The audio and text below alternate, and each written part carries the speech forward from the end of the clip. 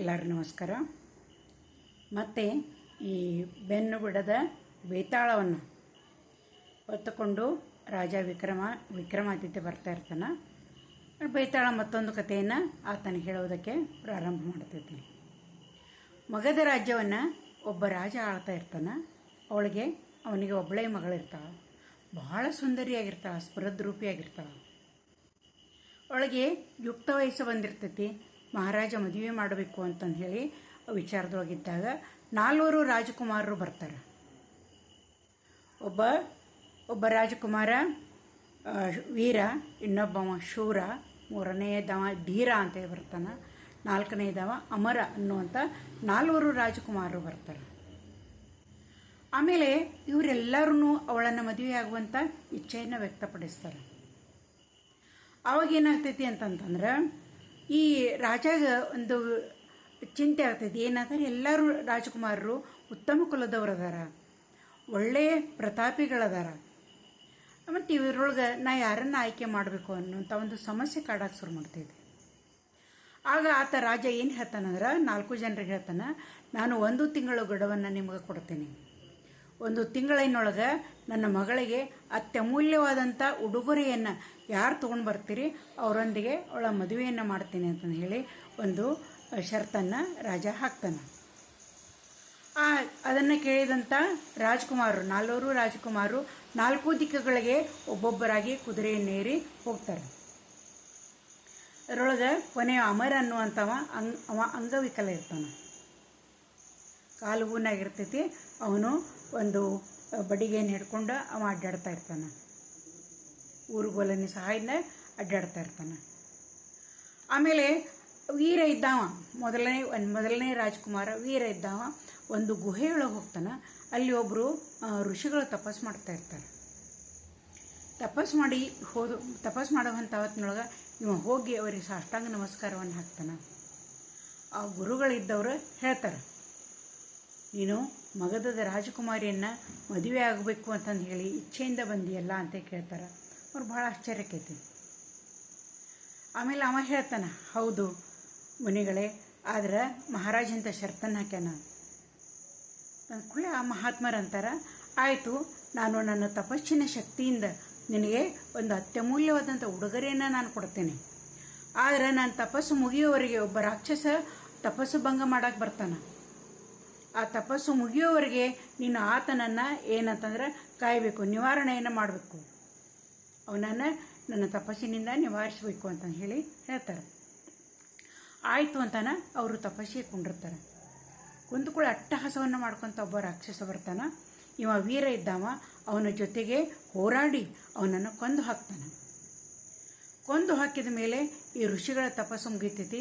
ಅವಾಗ ಅವ್ರು ಭಾಳ ಸಂತೋಷ ಪಡ್ತಾರೆ. ಆಯಿತು, ನೀವು ಭಾಳ ಹೆಸರಿಗೆ ತಕ್ಕಂತೆ ವೀರನ ಅದಿದ್ದೀನಿ ನೀನು, ಅದಕ್ಕೆ ನಾನು ಒಂದು ಅಮೂಲ್ಯ ಉಡುಗೊರೆಯನ್ನು ಕೊಡ್ತೀನಿ ಅಂತಂದು ಹೇಳಿ ತಾವು ಏನು ಮಾಡ್ತಾನೆ, ತಮ್ಮ ತಪಸ್ಸಿನ ಒಂದು ಶಕ್ತಿಯಿಂದ ಒಂದು ವಸ್ತುವನ್ನು ಅವ್ರಿಗೆ ಕೊಡ್ತಾರೆ. ಅದು ಕನ್ನಡಿಯಾಗಿರ್ತೈತಿ.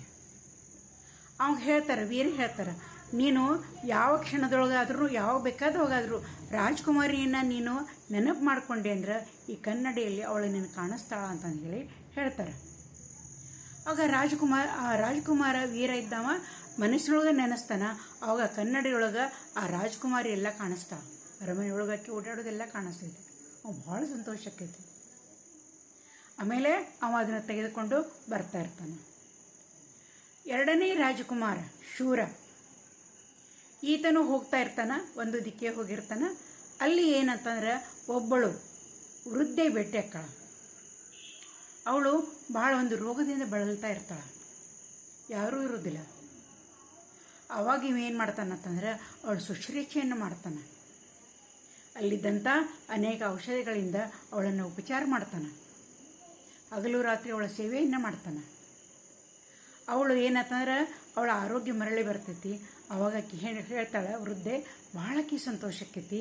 ಆಕಿ ಹೇಳ್ತಾಳೆ, ನೀ ಎದಕ್ಕೆ ಬಂದೆ ಅಂದ್ಕೊಳ್ಳಿ ಹೇಳ್ತಾನೆ, ಈ ರೀತಿ ನನಗೊಂದು ಅಮೂಲ್ಯವಾದಂಥ ಉಡುಗೊರೆಯನ್ನು ಹುಡುಕೋದಕ್ಕಾಗಿ ನಾನು ಬಂದೀನಿ ಅಂದ್ಕೊಳ್ಳಿ. ವೃದ್ಧೆ ಹೇಳ್ತಾಳೆ, ಇಲ್ಲ, ನನ್ನ ಹತ್ತಿರ ಒಂದು ಅಮೂಲ್ಯವಾದಂಥ ಉಡುಗೊರೆ ಐತಿ, ನೀನು ನನ್ನನ್ನು ಇಷ್ಟು ಉಪಚಾರ ಮಾಡಿದಿ, ನಾ ಅದನ್ನು ನಿನಗೆ ಕೊಡ್ತೇನೆ ಅಂತ ಹೇಳಿ ಒಂದು ಸಣ್ಣದಾದಂಥ ವೀಣೆಯ ರೀತಿ ಇರುವಂಥ ಒಂದು ವಸ್ತುವನ್ನು ಅವಳಿಗೆ ಕೊಡ್ತಾಳೆ. ಸಣ್ಣ ವೀಣೆ ಕೊಡ್ತಾಳೆ. ಇದನ್ನು ನೀ ಕಿವಿಗೆ ಹಚ್ಕೊಂಡೆ ಅಂತಂದ್ರೆ ರಾಜ್ಕುಮಾರಿ ಏನು ಮಾತಾಡ್ತಾಳೆ ಅದು ನಿನಗೆಲ್ಲ ಕೇಳಿಸ್ತೈತಿ, ಅಥವಾ ಅರಮನೆ ಒಳಗೆ ಏನೇನು ಮಾತಾಡ್ತಾರೆ ನಿನಗೆಲ್ಲ ಕೇಳಿಸ್ತೈತಿ ಅಂತಂದು ಹೇಳಿ ಹೇಳ್ತಾಳೆ. ಆತ ಕಿವಿಗೆ ಹಚ್ಕೊಂಡ್ಕೊಳ್ಳೆ ಅಲ್ಲಿ ಅರಮನೆಯೊಳಗೆ ರಾಜ್ಕುಮಾರಿ ತನ್ನ ಸಖಿಯರೊಂದಿಗೆ ಎಲ್ಲ ಮಾತಾಡೋತಿರುವಂಥ ಎಲ್ಲ ಅವಳ ಧ್ವನಿ ಇದ್ದದ್ದು ಕೇಳಿ ಬರ್ತೈತೆ. ಅವನಿಗೂ ಬಹಳ ಸಂತೋಷಕ್ಕೈತಿ. ಅದನ್ನು ತೆಗೆದುಕೊಂಡು ವೃದ್ಧಿಗೆ ನಮಸ್ಕಾರ ಮಾಡಿ ಅವನು ಹೋಗ್ತಾನೆ. ಇನ್ನು ಮೂರನೇ ರಾಜಕುಮಾರ ಧೀರ. ಅವನು ಹಿಂಗೆ ಹೋಗ್ತಾ ಇರ್ತಾನೆ. ಆಮೇಲೆ ಅಲ್ಲಿ ಅವನು ನೋಡ್ತಾನೆ, ಒಂದು ಕಡೆ ಒಂದು ಚಾಪೆ ಮೇಲೆ ಒಬ್ಬ ಮನುಷ್ಯ ಅವ ತೇಲಾಡ್ಕೊಂಡು ಹೋಗ್ತಾ ಇರ್ತಾನೆ. ಭಾಳ ಸಂತೋಷಕ್ಕೈತಿ. ಆಮೇಲೆ ಆತ ನಿಲ್ಲು ಅಂತಂದು ಹೇಳಿ ಅವ್ನಿಗೆ ಸನ್ನೆ ಮಾಡ್ತಾನೆ. ಅವ ಕೆಳಗೆ ಬರ್ತಾನೆ. ಇಲ್ಲ, ಇದೆಷ್ಟು ವಿಚಿತ್ರವಾದಂಥದ್ದೈತಿ, ಎಷ್ಟು ಅಮೂಲ್ಯವಾದಂಥ ಇದ್ದೈತಿ, ಈ ಚಾಪೆಯನ್ನು ನನಗೆ ಕೊಡು ಅಂತ ಕೇಳ್ತಾನೆ. ಆತ ಅಂತಾನೆ, ಇಲ್ಲ ನಾ ಕೊಡೋದಿಲ್ಲ, ಇದು ನನಗೂ ಬೇಕು, ನನ್ನದನ್ನು ನಾ ಯಾಕೆ ನನಗೆ ಕೊಡಲಿ ಅಂತಂದು ಹೇಳಿ ಆತ ನಿರಾಕರಿಸ್ತಾನೆ. ಅವಾಗ ಏನಾಗ್ತೈತಿ ಅಂತ ರಾಜಕುಮಾರ ತನ್ನ ಆಭರಣಗಳನ್ನೆಲ್ಲ ಕೊಡಕ್ಕೆ ಅವ ಹೋಗ್ತಾನೆ. ಇದನ್ನೆಲ್ಲ ನೀ ತಗೋ, ನನಗೆ ಈ ಚಾಪೆಯನ್ನು ಮಾತ್ರ ಕೊಡು ಅಂತಂದ್ರೆ ಅವ್ನು ಕೇಳೋದಿಲ್ಲ. ಆ ಹೊತ್ತಿನೊಳಗೆ ಒಂದು ಹಾವು ಅವನನ್ನು ಕಚ್ಚತೈತಿ. ಆವಾಗ ಈ ಧೀರ ಇದ್ದವ ಆ ಹಾವಿನ ವಿಷದಿಂದ ಆ ಗಿಡಮೂಲಿಕೆಗಳ ರಸವನ್ನು ಅದಕ್ಕೆ ಹಾಕಿ ಮಾಡಿ ಅವನಿಗೇನಂತ ಶುಶ್ರೂಷೆಯನ್ನು ಮಾಡ್ತಾನೆ. ಮಾಡಿದ ಕೂಡಲೇ ಅವನಿಗೆ ಭಾಳ ಸಂತೋಷಕ್ಕೈತಿ. ಧೀರನಿಗೆ ಏನು ಹೇಳ್ತಾನಂದ್ರೆ, ನನ್ನ ಪ್ರಾಣಾಪಾಯದಿಂದ ನೀನು ಕಾಪಾಡಿದಿ, ಅದಕ್ಕೆ ಈ ಚಾಪೆಯನ್ನು ನೀನೇ ತೆಗೆದುಕೊಳ್ತಾನೆ ಹೇಳಿ ಅವನಿಗೆ ಕೊಡ್ತಾನೆ. ಅವ ಅದನ್ನು ತಗೊಂಡು ಈ ಮಗಧ ರಾಜ್ಯದ ಕಡೆಗೆ ಬರ್ತಾ ಇರ್ತಾನೆ. ಇನ್ನೊಬ್ಬ ಯಾವ್ದ ಅಮರ ಇದ್ದವ ಒಂದು ಅರಣ್ಯದೊಳಗೆ ಹಾದು ಬರ್ತಿರ್ತಾನೆ. ಕುದುರೆ ಮೇಲಿಂದ ಅರಣ್ಯದೊಳಗೆ ಹಾದು ಬರ್ತಾ ಇರ್ತಾನೆ. ಆ ಹೊತ್ತಿನೊಳಗೆ ಒಬ್ಬರು ಏನಂತಂದ್ರೆ ಅಲ್ಲಿ ಎಡವಿ ಪೆಟ್ಟಾಗಿ ಬಿದ್ದಿರೋದು ಕಾಣಿಸ್ತೈತೆ ಅವಾಗ. ಅವ್ರ ತಲೆಗೆ ಅದೆಲ್ಲ ಪೆಟ್ಟಾಗಿರ್ತೈತಿ. ಆ ಕುದುರೆಯಿಂದ ಎಳಿತಾನೆ, ಅವರನ್ನು ಉಪಚಾರ ಮಾಡ್ತಾನೆ. ಯಾರು ನೀವು ಅಂತ ಅಂದ್ಕೊಳ್ಳಿ, ನಾನು ಒಬ್ಬ ವೈದ್ಯದೇನಿ ಅಂತ ಹೇಳ್ತಾನೆ. ನಾ ವೈದ್ಯದೇನಿ, ನಾನು ಇದು ಒಂದು ಕುಷ್ಠರೋಗಕ್ಕಾಗಿ ಒಂದು ಅವನ ಗಿಡಮೂಲಿಕೆಯನ್ನು ನಾವು ಹುಡುಕ್ತಾ ಇದ್ದೇನೆ. ಆ ಮೂಲಿಕೆ ಇಂಥದೈತಿ ಅಂತಂದ್ರೆ ಆ ವಾಸನೆಯನ್ನು ತಗೊಂಡ್ರೆ ಸಾಕು, ಎಂಥದ್ದೇ ರೋಗ ಇರಲಿ, ಎಂಥ ಅಂಗವಿಕಲತೆ ಇರಲಿ ಎಲ್ಲನೂ ಹೋಗ್ತೈತಿ. ಅಂಥ ಒಂದು ಮಹತ್ವವಾದಂಥ ಮೂಲಿಕೆ ಐತಿ ಅಂತಂದು ಹೇಳಿ ಹೇಳ್ತಾರೆ. ಹೇಳಿದ್ಕೂಳೆ ಆತ ಹೇಳ್ತಾನೆ, ಆಯಿತು ನಾನು ನಿಮಗೆ ಸಹಾಯ ಮಾಡ್ತೀನಿ, ದೊಡ್ಡ ಅರಣ್ಯ ಐತಿ ಅಂತ ಹೇಳಿ ಹೇಳ್ತಾನೆ. ಆವಾಗ ಆ ವೈದ್ಯರಿದ್ದವರು ಅದರ ಗುಣಲಕ್ಷಣಗಳನ್ನು ಹೇಳ್ತಾರೆ, ಅದರ ಬಣ್ಣವನ್ನು, ಆಮೇಲೆ ಅದು ಯಾವ ರೀತಿ ಇರ್ತೈತಿ ಅದನ್ನೆಲ್ಲ ವರ್ಣನೆಯನ್ನು ಮಾಡ್ತಾರೆ. ಇಬ್ಬರು ಕೂಡಿ ಹಸಿವು ನೀರಡಿಕೆಯನ್ನು ಬಿಟ್ಟು ಆ ಅರಣ್ಯದಲ್ಲೆಲ್ಲ ಹುಡುಕಾಡ್ತಾರೆ. ಹುಡುಕಾಡಿಕೊಳ್ಳಿ ಅಲ್ಲಿ ಅವ್ರಿಗೆ ಕೊನೆಗೆ 2 ಹೂಗಳಿದ್ದದ್ದು ಸಿಗ್ತಾವೆ. ಹೂಗಳಿದ್ದು ಸಿಕ್ಕೊಳ್ಳೆ ಆ ವೈದ್ಯರಿಗೆ ಭಾಳ ಸಂತೋಷಕ್ಕೈತಿ. ಆವಾಗ ಅವ್ರು ಏನು ಮಾಡ್ತಾರಂದ್ರೆ, ಒಂದು ಹೂವನ್ನು ತಮ್ಮ ಕಡೆ ಇಟ್ಕೋತಾರೆ, ಇನ್ನೊಂದು ಹೂವನ್ನು ಅವನಿಗೆ ಕೊಡ್ತಾರೆ, ಅಮರನಿಗೆ ಕೊಡ್ತಾರೆ. ಇದನ್ನು ನೀನು ಉಪಯೋಗ ಮಾಡ್ಕೋಪ್ಪ ಅಂತ ಹೇಳ್ತಾರೆ. ಆಯಿತು ಅಂತಾನೆ ಆತನು ಕೂಡ ಮಗಧ ರಾಜ್ಯದ ಕಡೆಗೆ ಕುದುರೆಯನ್ನೇರಿ ಬರ್ತಾನೆ. 4 ಜನ ಏನಂತ ಒಂದು ಕಡೆ ಸಂಧಿಸ್ತಾರೆ. ಅವರು ಸಂಧಿಸಿದ ಕೂಡ ಏನಕ್ಕೈತಿ ಅಂತಂದ್ರೆ, ಅವಾಗ ಈ ಮೊದಲನೇ ವೀರ ತನ್ನ ವಸ್ತುವನ್ನು ತೋರಿಸ್ತಾನೆ, ಕನ್ನಡಿಯನ್ನು ತೋರಿಸ್ತಾನೆ. ನೋಡ್ರಿ ಇಲ್ಲಿ ಎಂಥ ವಸ್ತು ಐತಿ ನನ್ನ ಕಡೆ, ಇದ್ರೊಳಗೆ ನಾ ರಾಜಕುಮಾರಿಯನ್ನು ನೆನಪು ಮಾಡ್ಕೊಂಡೆ ಅಂದ್ರೆ ಸಾಕು ಅವಳ ಮುಖ ಕಾಣಿಸ್ತೈತಿ ಅಂತಂದು ಹೇಳಿ. ಅವಾಗ ಅವ ಕಣ್ಣು ಮುಚ್ಚಿ ರಾಜಕುಮಾರಿಯನ್ನು ನೆನಪು ಮಾಡ್ಕೋತಾನ.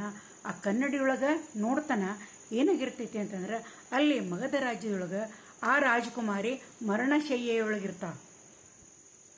ಒಂದು ರೋಗ ಬಂದಿರ್ತೈತೆ ಆಕೆಗೆ, ಆಮೇಲೆ ಅವಳ ಕೆಲವೇ ಕ್ಷಣಗಳಲ್ಲಿ ಮರಣ ಹೊಂದುವಂಥ ಒಂದು ಸ್ಥಿತಿಯೊಳಗೆ ಇರ್ತಾಳೆ. ಅವಳ ಸುತ್ತಲೂ ಕಣ್ಣೀರು ಸುರಿಸುತ್ತಿರುವಂಥ ಆಕೆ ತಂದೆ ತಾಯಿ ಇರ್ತಾರೆ, ರಾಜವೈದ್ಯರು ಇರ್ತಾರೆ. ಆಮೇಲೆ ಅದನ್ನು ನೋಡಿ ಎಲ್ಲರಿಗೂ ಆಘಾತ ಆಕೈತಿ. ಆಮೇಲೆ ಆ ಉಳಿದವ್ರು ಕೇಳ್ತಾರೆ, ಅವ್ರು ಏನು ಹೇಳಾಕತ್ತಾರ ಅಂತ ಅಂದ್ಕೂಡಲೇ ಅವಾಗ ಈ ಶೂರ ಇದ್ದವ ಹೇಳ್ತಾನೆ, ಅವ್ರೇನು ಮಾತಾಡೋ ಅನ್ನೋದು ಕನ್ನಡಿಲಿಂದ ಗೊತ್ತಾಗೋದಿಲ್ಲ, ನನ್ನ ಕಡೆ ಒಂದು ವಸ್ತು ಐತಿ ಅದರಲ್ಲಿಂದ ಗೊತ್ತಾಕೈತಿ ಅಂಥೇಳಿ ತನ್ನಲ್ಲಿರುವಂಥ ಒಂದು ಸಣ್ಣ ವೀಣೆಯನ್ನು ಕಿವಿಗೆ ಹಚ್ಕೋತಾನೆ. ಕಿವಿಗೆ ಹಚ್ಕೊಂಡ್ಕೊಳ್ಳೇನ ಅಲ್ಲಿ ಅರಮನೆಯಲ್ಲಿ ಮಾತಾಡಿದ್ದವಾಗ ಕೇಳಿಸ್ತೈತಿ. ರಾಜವೈದ್ಯರಿದ್ದವ್ರು ಹೇಳ್ತಿರ್ತಾರೆ, ಕೆಲವೇ ಕ್ಷಣಗಳಷ್ಟು ಅದಾವು, ರಾಜ್ಕುಮಾರಿಗೆ. ಆಕೆ ಬದುಕುವುದು ಭಾಳ ಅಸಾಧ್ಯ ಐತಿ ಅಂತಂದು ಹೇಳಿ ಅವ್ರು ಹೇಳ್ತಾ ಇರ್ತಾರೆ. ಇದಕ್ಕೆ ಯಾವ ಔಷಧಿನೂ ಇಲ್ಲ ಅಂತಂದು ಹೇಳಿ ಹೇಳಿದ ಕೂಡಲೇ ಅವರೆಲ್ಲರೂ ಭಾಳ ನಿರಾಶೆ ಆಕೈತಿ. ಅವು ಈ ಸ್ವಲ್ಪ ಅವಧಿಯೊಳಗೆ ನಾವು ಅರಮನೆಗೆ ಹೆಂಗೆ ಹೋಗೋದು ಅಂತೇಳಿ ವಿಚಾರ ಮಾಡುವಂಥ ಹೊತ್ತಿನೊಳಗೆ ಧೀರ ಇದ್ದಂಗೆ ಹೇಳ್ತಾನೆ, ಇಲ್ಲ ನನ್ನ ಕಡೆ ಜಾದೂ ಚಾಪೆ ಐತಿ, ಅದರ ಮೇಲೆ ಹೋಗೋಣ ಬರ್ರಿ ಅಂತಂದು ಹೇಳಿ 4 ಜನರು ಅದನ್ನು ಹತ್ತಿಕೊಂಡು ಅರಮನೆಗೆ ಬರ್ತಾರೆ. ಅರಮನೆಗೆ ಬಂದು ಮಹಾರಾಜನನ್ನು ಭೇಟಿ ಆಗ್ತಾರೆ. ಭೇಟಿ ಹಾಕೊಳ್ಳಿ ಮಹಾರಾಜ ಭಾಳ ದುಃಖಿಸ್ತಾನೆ. ನನ್ನ ಮಗಳು ಕೊನೆಗಳಿಗೆ ಒಳಗದಾಳ, ಕ್ಷಣಗಳನ್ನು ಎಣಸಾಕತ್ತಾಳಕ್ಕಿ, ಆಕಿನ್ನ ಬದುಕ್ಸಕ್ಕೆ ಸಾಧ್ಯನೇ ಇಲ್ಲ ಅಂದಾರ ರಾಜವೈದ್ಯರು. ಅಂದ ಕೂಡಲೇ ಈ ಅಮರ ಅವ ಏನು ಮಾಡ್ತಾನಂದ್ರೆ, ಇಲ್ಲ ನನ್ನ ಕಡೆ ಒಂದು ಪುಷ್ಪ ಐತಿ ನೋಡೋನು ತಡೀರಿ ಅಂತಂದು ಹೇಳಿ ಆತ ಹೋಗಿ ರಾಜ್ಕುಮಾರಿಗೆ ಅದರ ವಾಸನೆಯನ್ನು ಮೂಗಿನ ಹತ್ತಿರ ಅದನ್ನು ಹಿಡಿತಾನೆ. ಸ್ವಲ್ಪ ಹೊತ್ತು ಹಿಡಿದುಕೊಳ್ಳೆ ಅದರ ಒಂದು ವಾಸನೆಯಿಂದ ರಾಜ್ಕುಮಾರಿ ಕ್ರಮೇಣವಾಗಿ ಚೇತರಿಸಿಕೊಂಡು ಆಮೇಲಕ್ಕೆ ಪೂರ್ತಿ ಆರಾಮವಾಗಿ ಎದ್ದುಕೊಂಡಿರ್ತಾಳೆ. ಏನೂ ಆಗೇ ಇಲ್ಲ ನಾನು ಆರಂಗೆ ಎದ್ದುಕೊಂಡಿರ್ತಾಳೆ. ಅಂದ ಕೂಡಲೇ ಆ ಮಹಾರಾಜನಿಗೆ ಭಾಳ ಸಂತೋಷ ಆಗ್ತೈತಿ. ಆವಾಗ ಅಮರ ಹೇಳ್ತಾನೆ, ಮಹಾರಾಜ ನಿನ್ನ ಮಗಳು ಭಾಳ ಸೌಂದರ್ಯವತಿ ಅದಾಳ, ನಾನು ನೋಡಿದ್ರೆ ಅಂಗವಿಕಲ ಅದೇನೆ, ಅದಕ್ಕೆ ಈ 3 ರಾಜ್ಕುಮಾರದೊಳಗೆ ಯಾರನ್ನಾದರೂ ಒಬ್ಬರನ್ನು ಆಯ್ಕೆ ಮಾಡಿ ನೀನು ಅವಳನ್ನು ಮದುವೆ ಮಾಡು ಅಂತಂದು ಹೇಳಿ ಅವ್ನು ಹೊರಡೋದಕ್ಕೆ ತಯಾರಾಗ್ತಾನ. ಈ ಕಥೆಯನ್ನು ಬೇತಾಳ ಹೇಳ್ತೈತಿ ವಿಕ್ರಮಾದಿತ್ಯನಿಗೆ.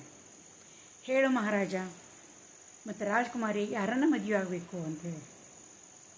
ಅವ ಮಹಾರಾಜ ಹೇಳ್ತಾನೆ, ಆ ವೀರನ ಕಡೆ ಕನ್ನಡಿ ಇತ್ತು, ಅವ್ನು ನೋಡ್ಬೋದಾಗಿತ್ತು ಅಷ್ಟ. ಆಮೇಲೆ ಈ ಶೂರನ ಕಡೆ ಅವಳ ಧ್ವನಿಯನ್ನಷ್ಟ ಕೇಳೋದಕ್ಕೆ ಸಾಧ್ಯ ಇತ್ತು. ಆನಂತರ ಧೀರ ಅವಳ ಚಾಪೆ ಹತ್ತಿ ಅವಳ ಹತ್ತಿರ ಹೋಗೋಕ್ಕಷ್ಟ ಸಾಧ್ಯ ಆಯ್ತು. ಆದ್ರೆ ಅವಳನ್ನು ಮರಣಶಯ್ಯೆಯಿಂದ ಬದುಕಿಸಿದವಂತಂದ್ರೆ ಅಮರ ಇದ್ದವನ. ಅವ ನಿಸ್ವಾರ್ಥಿ, ಯಾಕಂದ್ರೆ ಅಂಗವಿಕಲ ಇದ್ದ.